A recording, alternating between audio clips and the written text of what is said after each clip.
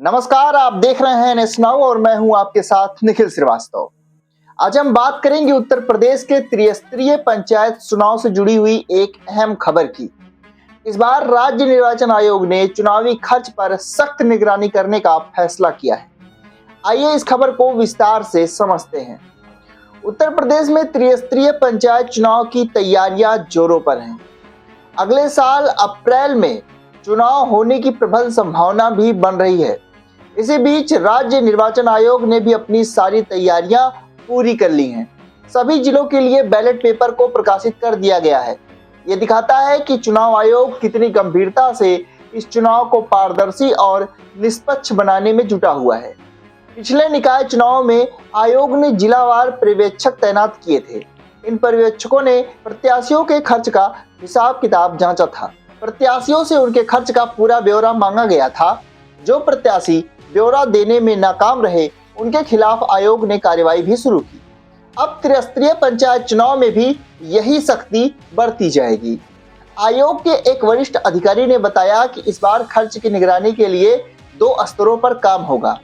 पहला, पर्यवेक्षक प्रत्याशियों के खर्च पर नजर रखेंगे और दूसरा, जिलावार खर्च का हिसाब लिया जाएगा।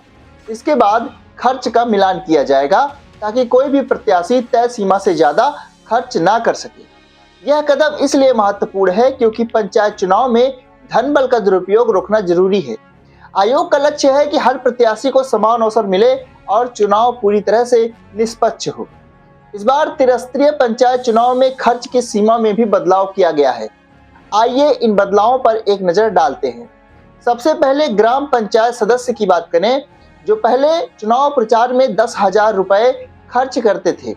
इसमें कोई बदलाव नहीं किया गया है। इस बार भी वो 10,000 रुपए खर्च कर सकेंगे। उप प्रधान पहले 15,000 रुपए और अब भी 15,000 रुपए ही है। इसमें भी कोई बदलाव नहीं किया गया है।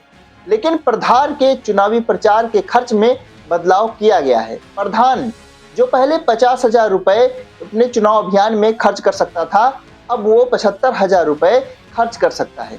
क्षेत्र पंचायत सदस्य यानी बीडीसी, जो प्रत्याशी पहले 50,000 रुपए चुनाव प्रचार पर खर्च करते थे, अब इसे बढ़ाकर 75,000 रुपए कर दिया गया है।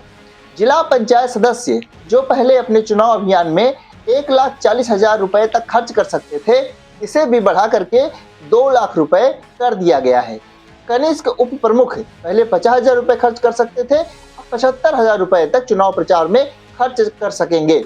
ज्येष्ठ उप प्रमुख पहले 60,000 रुपए खर्च कर सकते थे, अब 1 लाख रुपए तक खर्च कर सकते हैं। क्षेत्र पंचायत प्रमुख पहले 1,40,000 रुपए और अब इसे बढ़ाकर 2 लाख रुपए कर दिया गया है। जिला पंचायत उपाध्यक्ष जो पहले 2,50,000 रुपए यानी 2.5 लाख रुपए अपने अभियान में खर्च करते थे, अब वो 3 लाख रुपए तक खर्च कर सकेंगे। जिला पंचायत अध्यक्ष पहले 3,50,000, इसे बढ़ा करके अब 4 लाख रुपए कर दिया गया है। इसी बीच आयोग ने सभी प्रत्याशियों से अपील की है कि वे तय खर्च सीमा का सख्ती से पालन करें।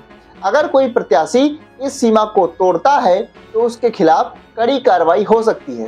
प्रत्याशियों को अपने खर्च का पूरा ब्यौरा चुनाव आयोग को देना होगा। यह ब्यौरा न देने पर भी कार्रवाई होगी। आयोग का यह कदम न केवल पारदर्शिता को बढ़ावा देगा, बल्कि मतदाताओं का भरोसा भी मजबूत करेगा। अब आपको बताते हैं कि आखिर क्यों जरूरी है इस तरह के खर्चों की निगरानी। तो पंचायत चुनाव लोकतंत्र की बुनियाद है। गांवों और जिलों की सरकारें यहीं से बनती हैं और यहीं से चलती हैं। अगर इन चुनाव में धन का दुरुपयोग हुआ तो ये लोकतंत्र के लिए खतरा बन सकता है।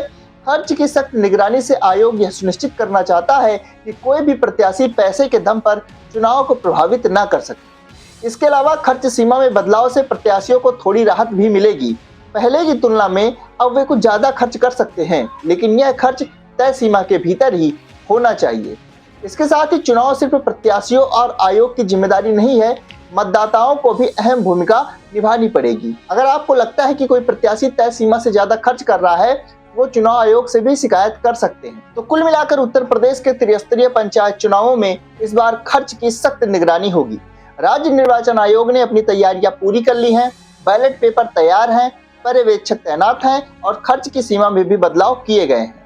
अब बारी है प्रत्याशियों और मतदाताओं की, जो इस चुनाव को निष्पक्ष और पारदर्शी बनाने में अपनी भूमिका निभाएंगे। आपको यह जानकारी कैसी लगी? अगर आपके कोई सवाल है तो हमें कमेंट बॉक्स में जरूर बताएं और चैनल को सब्सक्राइब अगर नहीं किए हैं अब तक, पहली बार वीडियो अगर देख रहे हैं तो चैनल को सब्सक्राइब जरूर करें। साथ ही बेल आइकन को भी प्रेस करें, क्योंकि पंचायत चुनाव से जुड़ी हुई तमाम अपडेट आपको इस चैनल पर लगातार मिलती रहेंगी। तो चलते हैं, फिर मिलेंगे आपसे अगली वीडियो में। तब तक के लिए आप सभी को जय हिंद, जय भारत, नमस्कार।